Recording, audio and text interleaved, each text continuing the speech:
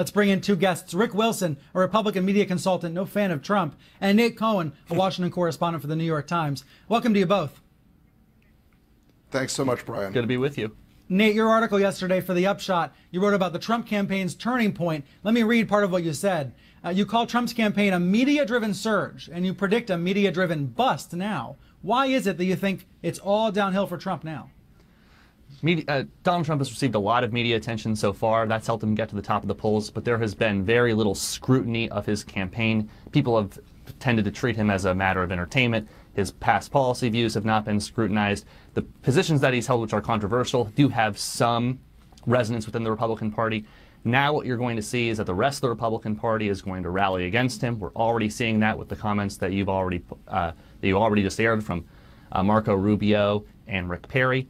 That will totally change the way that he's covered for the rest of the campaign. He will now face scrutiny from across the party and from the media. That will eventually blunt his surge in the polls and eventually reverse it. And you're saying this is basically scientific. This is how it works. It's a boom and bust cycle.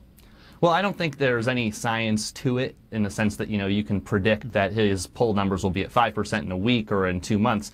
But I think that the basic mechanism at play here is predictable. These media-driven boomlets generally stop once the media decides that, we actually have to scrutinize this candidate. To this point, Trump has not been subjected to the same sort of scrutiny that is typically accompanied by candidacies from traditional politicians. I think that decision is understandable. I can understand why producers and editors have not wanted to treat him like a serious politician, but the change in the tone of the conversation that began yesterday is going to lead to more scrutiny towards Donald Trump, and his campaign is not built to withstand that kind of questioning. He has a record that does not appeal to big chunks of the Republican Party. He has supported Hillary Clinton in the past. He has supported universal health care. These things are all going to come to the forefront now, and it will eventually take a toll on his numbers. I hear all what you're saying, Nate, but Rick, I have to ask you, given that we've seen Trump defending himself this morning, trying to pivot back to veterans, saying he is supportive of veterans, but doesn't think McCain's doing a good enough job supporting veterans himself, is there a possibility here, or even a probability, that Trump's fans stick with him? Look, Trump's fans, the dead enders in the Trump world are going to be there. They probably comprise less than 10% of the party. They're very activated on the one issue that Trump has shouted the loudest on, which is immigration.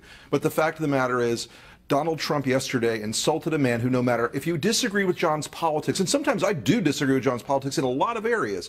If you disagree with his politics, that's one thing. But he questioned the patriotism, and he questioned the service, and he questioned the fact that this man is not a hero who served 6.5 years as a POW under the most extreme torture. It was one of the most vile moments I've seen in American politics in a long time. And, our politics have gotten pretty base in a lot of ways, but Trump really lowered the bar yesterday, and I think he disqualified himself with an awful lot of the party.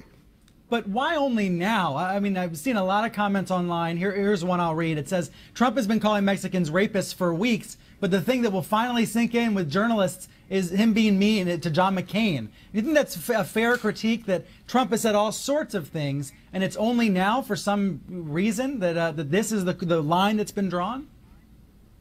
Well, Trump has had command of the operational tempo of this thing, where he's been setting the agenda in the media. And I'll be honest, a lot of the candidates were really struggling to try to find a way to not piss off Trump's giant legion of very loud, very politically naive, but enthusiastic supporters. And they were trying to find a way. I mean, I think Ted Cruz played a very dangerous game embracing Trump this entire time. But, I do think there's something on the right that's happening, because yesterday, Nate's article was definitive about the bubble. But yesterday on the right, in Breitbart, Sarah Rumpf wrote a piece in Breitbart yesterday that took Trump apart on this and went through all the Republican candidates going at it. And so on the far right, you're now seeing some fragments inside of the Trump movement. And I think it's going to get worse from here. I think he's off agenda now. To your point, let me put up data on screen from Signal Labs. They're looking at sentiment online about Trump. You'll see two word clouds here. On Friday, 45% negative sentiment. On Saturday, 60% negative. So a sudden jump in negative sentiment.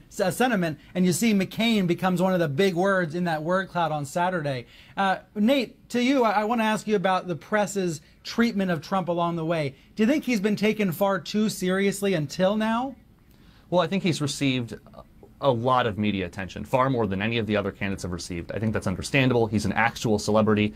But but he has not received the scrutiny that typically comes with being a real presidential candidate. As I Right, said, we I haven't think been that's hearing about his understandable. past. Yeah, we haven't been. I mean, Yeah. New Yorkers Right. know all these stories, all these scandals about Trump that the rest of the country might not know. I mean, Rick, I do wonder if that's something that needs to be filled in by journalists in the week to come if Trump does continue to poll well.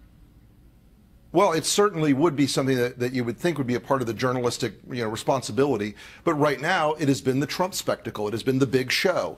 And so they've enjoyed, the back and forth of Trump insults X and then X responds and, back the ping pong of that. But, if he stays in this race, he's going to have to start facing a lot more scrutiny. And the other candidates are going to start dragging him onto the field and beating him with sticks. Because, the thing like yesterday, John's done nothing for veterans. Well, this is not exactly true. And it's an opportunity for the other candidates to come out and talk about how they've tried to address these matters.